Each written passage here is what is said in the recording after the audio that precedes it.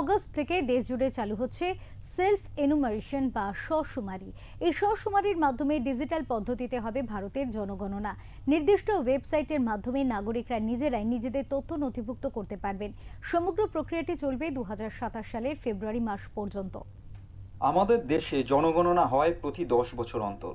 শেষবার জনগণনা হয়েছিল 2011 সালে। 2021 সালে জনগণনা হওয়ার কথা ছিল, কিন্তু তা অতিমারির কারণে পিছিয়ে যায়। সেই মতো 5 বছর পর 2026 সালে সারা ভারত জুড়ে হবে জনগণনা। প্রথম ধাপে অনলাইনে ফর্ম ফিল আপ করতে পারবেন নাগরিকরা। এই প্রক্রিয়ায় প্রায় 700 সরকারি ও সাহায্যপ্রাপ্ত এবং 300টি নামী বেসরকারি স্কুলের অষ্টম থেকে দ্বাদশ শ্রেণীর ছাত্রছাত্রীদের যুক্ত করা হয়েছে।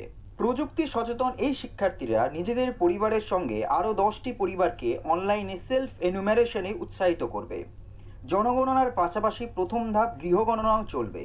অনলাইনে আবেদনকারীদের 34টি প্রশ্নের মাধ্যমে বাড়ি গণনার পাশাপাশি হাঁড়ি গণনার তথ্য দিতে হবে। দেশ স্বাধীন হওয়ার পর শুরু হওয়া এই অষ্টম জনগণনায় স্বশুমারি অর্থাৎ প্রথম ধাপ চলবে 15ই আগস্ট পর্যন্ত। এই বিষয়ে পশ্চিমবঙ্গের মুখ্যমন্ত্রী শুভেন্দু অধিকারী এই জনগণনায় সবাইকে অংশগ্রহণ করার আবেদন জানান। তার পাশাপাশি তিনি অনলাইনে আবেদন নিয়ে নাগরিকদের তথ্য গোপন রাখার কথাও বলেন। 100% ডিজিটাল সেন্সাস হচ্ছে, আর তার সাথে সাথে সেলফ এনুমারেশন অর্থাৎ স্বগণনা, এটাও প্রথমবারের মতো হচ্ছে।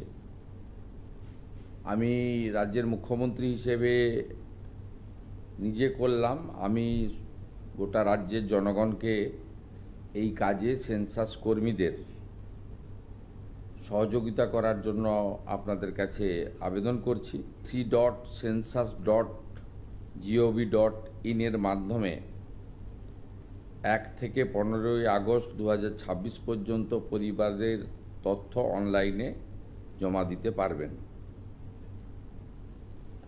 এই তথ্য সম্পূর্ণ গোপনীয়, আইনগতভাবে সুরক্ষিত, শুধুমাত্র পরিসংখ্যান, পরিকল্পনা ও উন্নয়নের জন্য ব্যবহৃত হবে। ব্যক্তিগত তথ্য প্রকাশ বা অপব্যবহার করার সুযোগ এক্ষেত্রে নেই। 1 আগস্ট থেকে 15ই আগস্ট পর্যন্ত 15 দিনের প্রথম ধাপে নাগরিকরা অনলাইনে তথ্য জমা দেওয়ার সুযোগ পাবেন। সেই জন্য তাদের জনগণনা সম্পর্কিত portal http://se.census.gov.in A log in করতে হবে।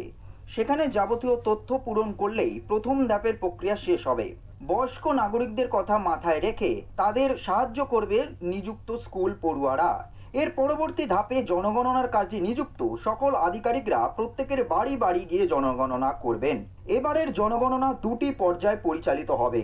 প্রথম পর্যায়ে বাড়ি তালিকাভুক্তি ও গৃহ গণনা হবে, যেখানে বাড়ির অবস্থা, পরিবারের বৈশিষ্ট্য, পানীয় জল, শৌচাগার, বিদ্যুৎ, রান্নার জ্বালানি, ইন্টারনেট সংযোগের মতো পরিষেবা সংক্রান্ত বিস্তারিত তথ্য সংগ্রহ করা হবে। রেডিও, টেলিভিশন, কম্পিউটার, 2 এবং 4 চাকার গাড়ির মতো সম্পদের তথ্যও নেওয়া হবে। 16ই আগস্ট থেকে 14ই সেপ্টেম্বর চলবে এই পর্ব।